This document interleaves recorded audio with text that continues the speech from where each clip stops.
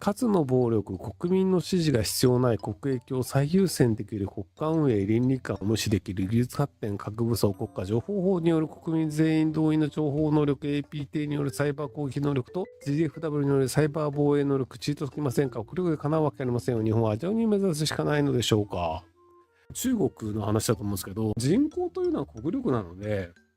人口が10億人以上いますっていう国に、1億2000万で対抗可能であるっていうところが多分間違いだと思うんですよね。中国と日本がどっちの方が強いか論争っていうので、日本人の場合って日本政府を日本人が支持してるから成立するんですけど、中国の場合って10億人の人口を人質にして戦えるんですよね。中国人の持ってる資産とかを中国政府は平気で差し押せできるし、お前戦争に行けやっていうので無理やり戦争に行かせるも可能なんですよね。まあ戦争に行かないんだったら君の家族とかおじいちゃんおばあちゃんとか大変な目に遭うけど、どうする？戦争行く？って言われて喜んで俺戦争行くっすみたいなのが、でも中国できちゃう国なんですよね。日本それ不可能じゃないですか。って考えるとやっぱりね、戦ったらね、とてもじゃないけど勝てないと思うんですよね。人権なんか守らねえよっていう国と戦ったら、それはね、人数少ないんですよ、こっちの方が。例えばじゃあ日本の兵隊と中国の兵隊が戦争したとして、で日本の兵隊が優秀で、じゃあ1人当たり8人の中国兵を殺しますって言ったとしても、普通に負けるんですよね、人数差で。なので自衛隊の人がいかに優秀だったとしても、そこまでの能力差が出ないと、なぜなら軍事費でいくと中国の方が軍事費多いからね。っていうのを考えると、なかなかきついんですよ。じゃあ中国と戦ってなんとかなるパターンでいくと、アメリカが味方についた場合であればなんとかなるんですけど、アメリカはトランプ大統領ですからね。日本頑張れって言って支援してるふりはするんだけど、本気では支援しないみたいな。今のウクライナ戦争にアメリカがどうやってるかっていうのが多分参考になると思うんですけど、支援はするんだけど、その代わりじゃあ日本が勝ち残った場合は日本の資源の半分アメリカのものなみたいなことをやりかねないと。まあ少なくともウクライナではそれやったんですよ。なのでアメリカに従って一緒に戦っているから勝てるんだっていうので勝った後に日本の資源半分持ってかれるって、それ勝ってなんか得したのっていうことになる気がするので、なのでアメリカがいるから中国と戦っても勝てるんだっていう人はいるんですけど、勝った後に日本は何を得て何を失うのかっていう。で、多分勝っても別に何も手に入るものないんですよね。で、いろんなコストがかかりましたっていうのがあって、しかもアメリカにはいろいろ持ってかれますっていう。豊臣秀吉、豊臣家がなぜ崩壊したのかっていうので、朝鮮出兵というのをなぜやらなければいけなくなったのかっていう話があるんですよ。その当時武士の時代というのは何らかしらのその成果を上げた人に領地を与えるという形だったんですよね。お金、給料という概念がそこまで強くなかったので、成果を上げた大名に関してはこの土地をあげるっていうのをやらなきゃいけないんですけど、日本ってもう統一してしまったのでこれ以上取るとこないよねと。で取るとこないので、そうするともう朝鮮半島を攻めて取るしかないよねっていうので、朝鮮出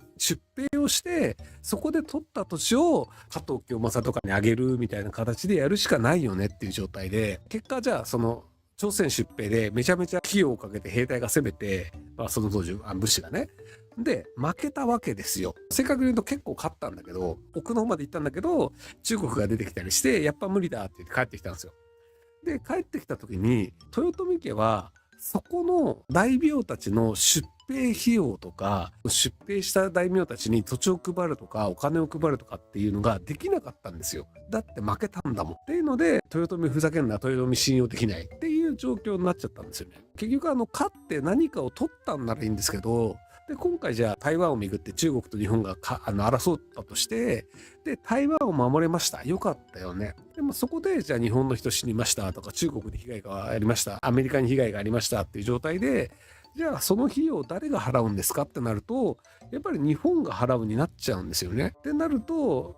結局それでじゃあ日本政府が税金増やしますとか、じゃあ社会保険料上がりますっていうので、結局やっぱ政府倒れちゃうっていうのがあって、なので仮に台湾を守ったとしても手に入るものがない。今のそうネトウヨの人たちが気分で頑張れ頑張れ言ってるんですけど、気分だけじゃ戦争は勝てないんですよね。なので、ネトウヨ的な人たちが、なんか戦争予算基金とか作って、1兆円とか2兆円とかやってくれるんだったら、もう全然いいと思うんですけど、結局、戦争なんかしたくないよねって思ってる普通の日本人が、そこの費用を払うことになるっていうのが、いやいや、どうなのっていうふうに思うんですけど、はい。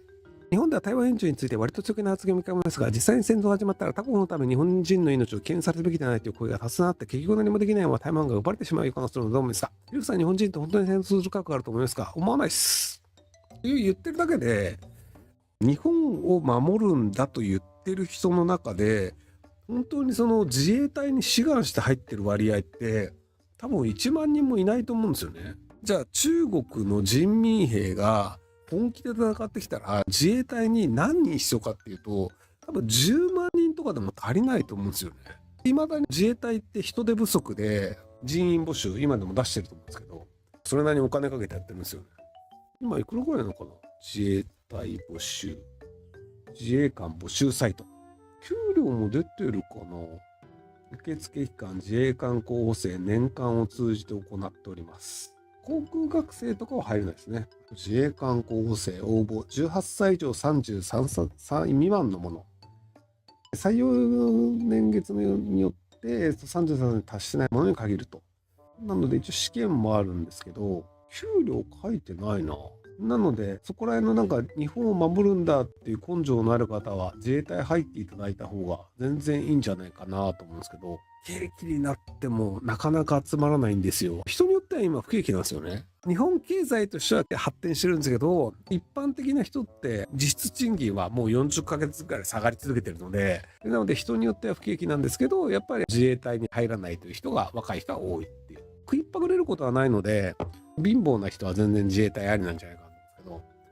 元自衛隊のお笑い芸人の女性の方とかも、まあ食いっぱぐれないから自衛隊入ったみたいになると思うんですけど、っていう感じで、もしその日本を守るんだっていうのを本気でおっしゃってるのであれば、自衛隊に志願していただければいいんじゃないかなと思います。もしひろゆきさんが総理大臣だったとして、中国が尖閣に攻めてきたらどうしますか？多少死者を出して領土を守りに行く、それとも国民の安全を考えて領土を出す。尖閣に攻めるの定義なんですけど、尖閣諸島の周りにすでに中国の船が来てるんですよね。僕多分攻められた時にわざと取られて核開発をしますね。そこでじゃあ自衛隊と戦いましたって言って戦力自衛隊の方々がお亡くなりになるパターンとか、もちろん戦うということはそれだけコストがかかるんですよ。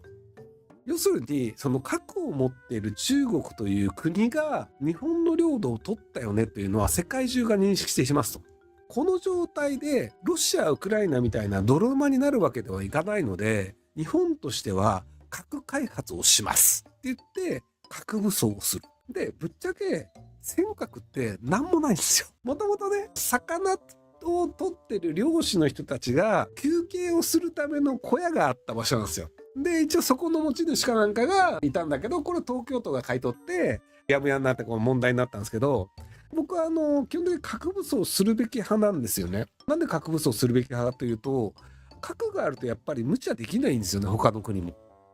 なので北朝鮮ってひどいことしてるんですけど、でもなんか攻撃はされなかったわけじゃないですか。でウクライナって核を手放した結果ロシアに攻められてしまったっていうのがあるので、なので世界的には核を持っちゃいけないよね。核不拡散条約 NPT 条約っていうのが日本も調印してるんですけど、でそれを破るとイランみたいに経済制裁を受けたりとかってなるんですけど、この状態で領土取られたらしょうがないでしょっていうので、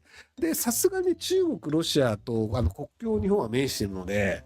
これは自衛のためにも仕方ないよねっていう形にして核武装を進めるっていう方が長期的には得なんじゃないかなと思ってるので、なので返してくれよ、助けてくれよって言いながら人的被害をゼロにし、無人のドローンとかをどんどん撃墜させて、うわ中国強いわ、もう核しかないわっていう世論を作るっていう方がいいんじゃないかなと思います。ご視聴ありがとうございます。今回の動画はこちらからの切り抜きになります。ひろゆき LINE スタンプ好評発売中です。概要欄に購入リンクがあるので、そちらから購入できます。よろしくお願いします。